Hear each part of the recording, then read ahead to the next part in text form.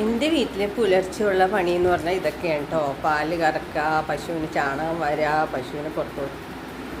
പശുവിന് തീറ്റ കൊടുക്കുക, പുറത്തോട്ട് വെട്ടുക, ഈ മക്കളെ കൊണ്ട് പാലെടുപ്പിക്കുക. ഇതൊക്കെയാണ് രാവിലത്തെ പണികൾ. അപ്പോൾ മൂത്ത ആൾ പാലെടുക്കുകയാണ്. 6:30 ആകുമ്പോൾ കേട്ടോ അവിടുന്ന് പാലും കൊണ്ട് പോണേ. നേരം വെളുക്കാതെ പോയി കഴിഞ്ഞാലുള്ള പണി പറ്റെന്ന് പറഞ്ഞു കഴിഞ്ഞാൽ ഈ പട്ടികൾ റോട്ടിലുള്ളതുകൊണ്ട് കുട്ടികളാണല്ലോ പാലും കൊണ്ട് പോകണേ. അപ്പോൾ എന്തെങ്കിലും ഒരു ബുദ്ധിമുട്ട് ഉണ്ടാവണ്ടല്ലോ എന്ന് വിചാരിച്ചിട്ടാണ് ഇപ്പോൾ 6:30 ആക്കിയത്. പിന്നെ വേറെ എന്താ വിശേഷം? അടുത്ത വിശേഷത്തിലോട്ട് പോവാം.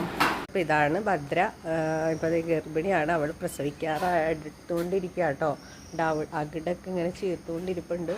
ഇത് കറക്റ്റ് ഡേറ്റ് അറിയില്ല. 2 പ്രാവശ്യം കുത്തിക്കഴിഞ്ഞപ്പോൾ ആകെ കൺഫ്യൂഷനായി.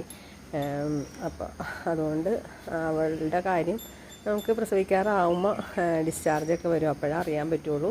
പിന്നെ അതേ ഇത് ഇപ്പോൾ തൊഴുത്ത് ക്ലീൻ ചെയ്തിട്ടെന്ന് പറഞ്ഞു കഴിഞ്ഞാൽ ചാണകമൊക്കെ ഇപ്പോൾ നമ്മൾ എഴുന്നേൽക്കുമ്പോൾ വാരി കഴിഞ്ഞ് കഴിഞ്ഞാൽ പിന്നെ ഓരോരുത്തർ ഇടയ്ക്ക് ഇങ്ങനെ ഇടും. അതൊക്കെ അപ്പം തന്നെ വാരിക്കളയും. അതുകൊണ്ട് ഇങ്ങനെ അത്യാവശ്യം ക്ലീൻ തന്നെ ആയിട്ട് കിടക്കണം കേട്ടോ. ഇനി ജസ്റ്റ് ഒന്ന് വെള്ളം ഒഴിച്ച് ഒന്ന് ഇടും, കഴുകും, അത്രേ ഉള്ളൂ. വലിയ ഭാരപ്പെട്ട പണിയൊന്നുമില്ല നമ്മുടെ തൊഴുത്ത് ക്ലീൻ ചെയ്യൽ. പിന്നെ 2 കുട്ടികൾ ഇതേ പുറത്തുനിന്ന് തീറ്റ കഴിക്കുന്നുണ്ട്.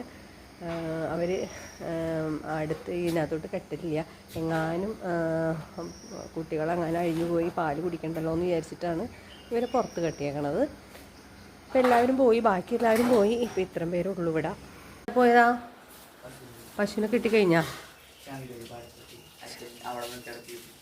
ശങ്കരി പാടത്തോട്ട് പോയാ?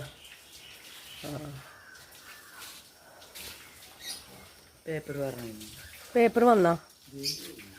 വന്ന പേപ്പർ ഇംഗ്ലീഷല്ലേ? മലയാള മനോരമയുടെ ഇംഗ്ലീഷ് ഇടാൻ പറഞ്ഞിരുന്നു. ഇന്നുപോലെ വന്നേക്കണത്. ഇപ്പം ഇട്ടോളാം. അതെ, ഇടാൻ പറഞ്ഞുണ്ടായിരുന്നത്. അപ്പോൾ അതേ ചേട്ടായിമാർ ഓരോരുത്തർ ബ്രഷ് ചെയ്യലും.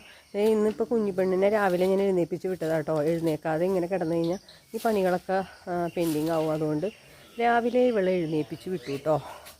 ആവേ ദിവസവും ഇത് തന്നെ വേണം കേട്ടോ. മുഖമൊക്കെ കയറ്റി പിടിച്ചേക്കാണ്. എന്തായാലും കുറച്ച് നേരം എഴുന്നേൽക്കുമ്പോൾ ബുദ്ധിമുട്ടുള്ളൂ. അത് കഴിഞ്ഞ് കഴിയുമ്പോൾ ഉഷാറായിക്കോളൂ അല്ലേ വാവേ?